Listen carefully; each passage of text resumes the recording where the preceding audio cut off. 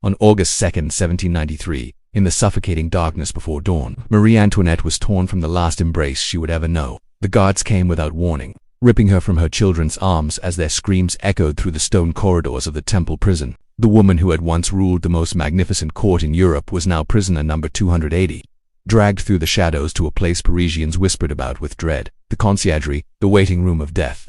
But her execution 3 months later wasn't the tragedy. What they did to her in those 76 days of captivity was far worse than any blade could inflict. This is the story of how France didn't just kill their queen. They methodically destroyed her humanity, piece by piece, in the darkness where no one was watching. The cell measured barely 12 feet across. Water dripped endlessly from the ceiling, pooling on the stone floor where rats scurried through the darkness. A pile of rotting straw served as her bed. A single flickering candle became her only companion in the perpetual twilight.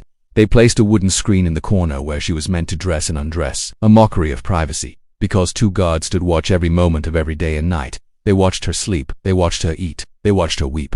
The surveillance wasn't about security, it was about breaking her, reminding her that she was no longer a queen, no longer a mother, barely even human, just a body under observation, waiting for judgment that had already been decided.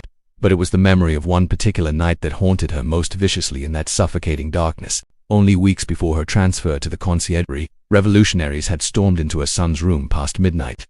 8-year-old Louis Charles had been sleeping peacefully when they came for him. Marie-Antoinette threw herself over his small body, her voice breaking as she pleaded with them. "He is only a child," she begged, her fingernails digging into the doorframe as they tried to pull her away. Her cries meant nothing to men whose hearts had been hardened by revolution. They tore her arms from around him as the terrified boy screamed for his mother. His voice echoed through the prison corridors, a sound that would replay endlessly in her mind during the long nights ahead. She would never see him again, never hold him, never tell him she loved him one more time. Something inside her shattered that night, not the queen, but the mother. In the hidden folds of her corset, she kept 2 precious relics, a tiny portrait of her son's face and a lock of his soft hair. These fragments were all she had left of the life that had been stolen from her. The only kindness she knew came from Rosalie Lamorlier, a young servant girl assigned to bring her meals. Rosalie would later confess to historians that the former queen only broke down when she spoke of her children. Then the mask of royalty would crumble away, revealing a devastated mother whispering their names like prayers in the darkness. But even this vulnerability became ammunition for her captors. The guards mocked her grief, taunted her with crude jokes about her executed husband, laughed at her tears. Every insult was carefully designed to wound, every silence became her only form of resistance. Yet somehow, in that suffocating tomb of stone and shadow, Marie-Antoinette began transforming her pain into something her enemies had unanticipated, an unshakable dignity that even captivity could undestroy. If you're drawn to the darkest chapters of real history, where innocence is crushed beneath the weight of hatred and fear, subscribe to this channel, because the stories we uncover here aren't just about death, they're about the human spirit tested in ways most of us will never comprehend. And Marie-Antoinette's story is one of the most haunting of them all. 76 days passed in that underground darkness. 76 dawns without hope. Beyond her cell walls, she could hear Paris moving on without her. Vendors shouting in the streets, revolutionary drums beating their rhythmic thunder, church bells marking time for a world that had forgotten she existed. And then, on October 14, 1793, the iron door swung open once more. This time, they hadn't come to take another child. They had come to take her to trial. But in revolutionary France, trials were never about justice. They were performances, carefully staged spectacles where the ending had been written long before the accused ever entered the room. And Marie-Antoinette was about to face the cruelest performance of all. The revolutionary tribunal was packed with spectators hungry for blood and spectacle. Torches flickered against the stone walls, casting dancing shadows across the faces of judges who sat rigid and expressionless as death masks. Marie-Antoinette entered the room dressed in the same black mourning gown she had worn since her husband's execution. Her steps measured and unnervingly calm. The crowd jeered and spat as she passed, but she moved through their hatred like a ghost already beyond their reach. Prosecutor Antoine Quentin Fouquier-Tinville opened the proceedings with theatrical malice, his voice rising and falling to provoke roars from the audience. Treason, conspiracy with foreign enemies, wasting the nation's wealth, corrupting France's morals. Every accusation drew thunderous applause, but no one in that room cared about truth. The revolution needed a villain, a symbol upon which to pin years of hunger and rage, and she was the chosen sacrifice. For 2 days, the farce continued. Witnesses testified with stories lifted from propaganda pamphlets or invented on the spot.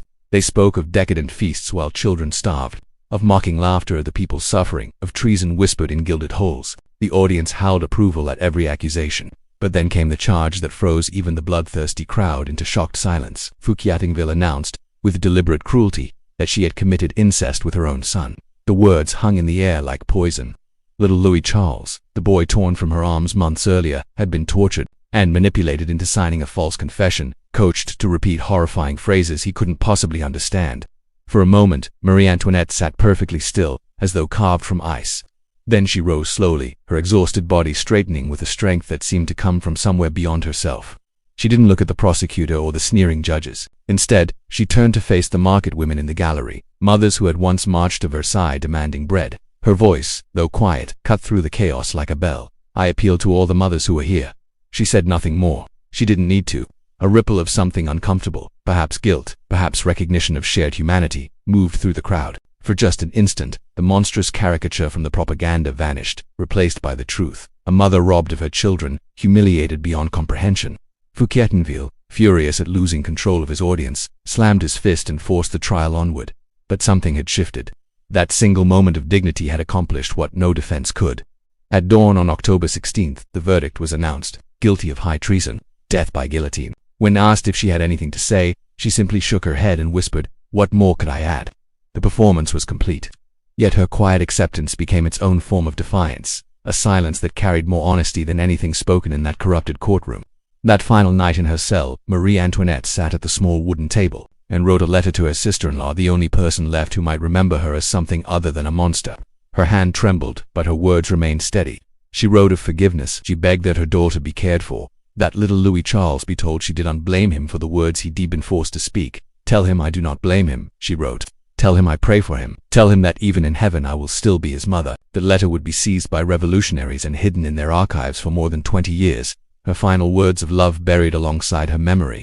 When she finished writing, she knelt alone in the darkness and prayed, not for herself, but for her children. At that moment, she was no symbol, no political figure. She was simply a mother preparing to let go. At sunrise, on October 16, 1793, the guards arrived. They forced her to remove her black mourning dress and change into a plain white gown while they watched, denying her even the dignity of privacy in her final moments. Then the executioner, Charles Henry Sanson, stepped forward with rusty scissors and hacked off her hair in brutal, uneven strokes. White strands fell to the stone floor like fragments of her past. When he finished, he produced a thick rope and bound her wrists so tightly the cord bit into her skin. She looked at him with quiet confusion. "My husband was not bound," she said softly. No answer came. Humiliation was the point. When she asked for a moment of privacy before leaving, they laughed. "There are no queens here." Every small dignity was stripped away. Every human need became part of the spectacle. The wooden cart that carried her to the Place de la Révolution was the same rough vehicle used for common criminals. Her husband had been granted a closed carriage. She was displayed like livestock, hands bound, head shorn, dressed in a penitent's white gown. The journey through Paris lasted over an hour. Thousands lined the streets, screaming insults, throwing mud and rotten food. Yet what disturbed them most wasn't her presence, it was her silence. She stood motionless in that swaying cart, her face turned skyward, her expression serene and distant. She did not react to their hatred. She did not cry. She simply stood, unbowed, as though she had already left the world of the living. Artist Jacques-Louis David captured her profile from a balcony that morning, sketching frantically the moment when history and mythology became one. When the cart jolted violently over cobblestones, she stumbled but caught herself without help, straightening her spine as if nothing had happened. At 11:30 in the morning, the cart arrived at the scaffold. Marie-Antoinette stepped down carefully, her bound hands making balance difficult. As she climbed the wooden steps, she accidentally stepped on the executioner's foot. "Pardon me, monsieur," she said quietly. "I did not do it on purpose." Even at the edge of death, instinct and training held. The crowd fell silent as she knelt before the blade. The executioner positioned her neck on the block. For one final moment, she looked out at the faces of the people who had once been hers to protect and who now celebrated her destruction. Then the blade fell. It was over in seconds. But what they did to Marie-Antoinette before that blade ever touched her neck, the systematic destruction of her identity, the theft of her children, the erasure of her humanity, that horror lasted 76 days. And that, far more than her execution, is the true tragedy of the woman France chose to hate. Comment below and tell us, do you think history judged Marie-Antoinette fairly, or was she a scapegoat for a nation's rage? Her story doesn't end with the blade. It echoes through every moment we choose cruelty over compassion, spectacle over justice. Remember her not as a queen, but as a mother who died whispering her children's names.